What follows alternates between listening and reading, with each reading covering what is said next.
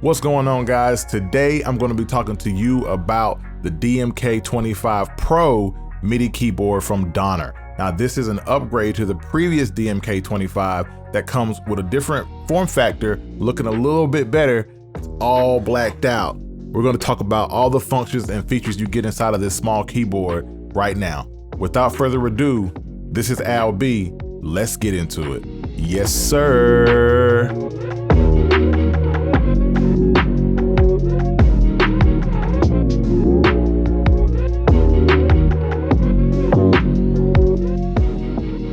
All right, guys, let's talk about it. So as I mentioned, this is a very compact keyboard that features a lot of functionality. First off, starting with the nice feeling key bed. They are velocity sensitive keys and they have aftertouch. You have 16 different scale modes to choose from. So this allows you to be able to stay within scale and not have to worry about if you're hitting the right key. For those of you who aren't super good at music theory and at playing the keys, this is going to allow you to create the music without too much fuss. On the left-hand side, you have two touch sliders, one for pitch and one for modulation. Very smooth, very responsive, and you can even see lights on the side that show you what level your pitch is at or what level you have your modulation set to. I really like the way this works. I'm not a big fan of sliders typically, but with the additional light indicators, it really helps to understand where you are and how to use them. So big shout out to Donner for that. You also have the ability to enable note repeat and ARP. So you can hold down a key and be able to have it repeat. You have the ARP functionality, which you can also edit further to your liking, whether that be up or down arpeggiation or random arpeggiation. Again, guys, we're going to keep naming these different features that are just jam-packed inside of this small keyboard. It also features some very nice multicolor backlit pads, and these pads are really 8 pads on the keyboard, but you have 3 different banks that you can use, really giving you a total of 24 different things you can control, or 24 different drums you can tap and control, all from the keyboard. You can also use these pads to change what program or what template you are using. So if you are doing a different task or you're using a different DAW, you can program the different programs into the keyboard and be able to switch depending on what DAW you're using or what task you're trying to complete. Right below those pads, you have all of your transport controls you can imagine needing.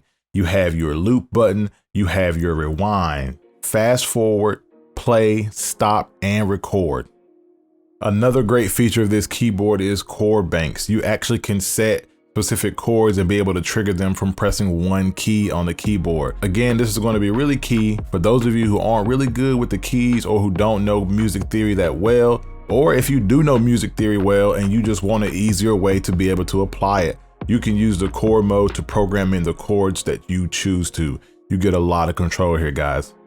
Then up top towards the right, you have a nice LCD screen that can let you see at what velocity you're pressing your keys, at what velocity you're pressing your pads. Also lets you see what they're programmed to do, giving you a lot of information so you can kind of know what's happening, the MIDI signals being sent and received. And it's just a lot of information you can get from that screen, a really nice add-on. You have 4 different knobs and 4 different sliders here, but note you have 3 banks of each. So with the 4 knobs, you really can control up to 12 things. With the 4 sliders, you really can control up to 12 different things at the same time, giving you up to 24 different parameters that you can control inside of your DAW. You can assign these to whatever you want to and be able to control that at the touch of a button. Really helpful for live automation, for mixing, or for whatever you want to use them for. This is another key functionality of really any MIDI keyboard, but I really like the feel of these sliders, and the knobs are really clutch as well. So usually when people hear MIDI keyboards, a lot of times they just think about the ability to control their DAW, but do note this has MIDI out as well, and you can actually control synthesizers. I have a couple of synthesizers behind me, and I've actually used it to control those, and it works pretty well. This is something I would also suggest you guys consider, especially if you have like desktop synthesizers where they don't actually come with keys and you need an external keyboard to trigger the sounds of your synthesizers. This is going to be a really compact way to do that.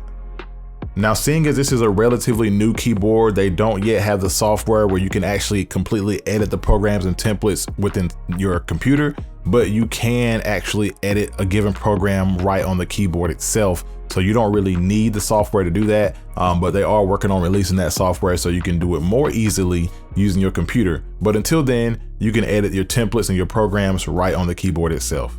Right now, you can get this keyboard for right at $110. You can get it on Amazon. You can get it from Donner directly. I'm going to include some links in the description below to where you can get it for yourself.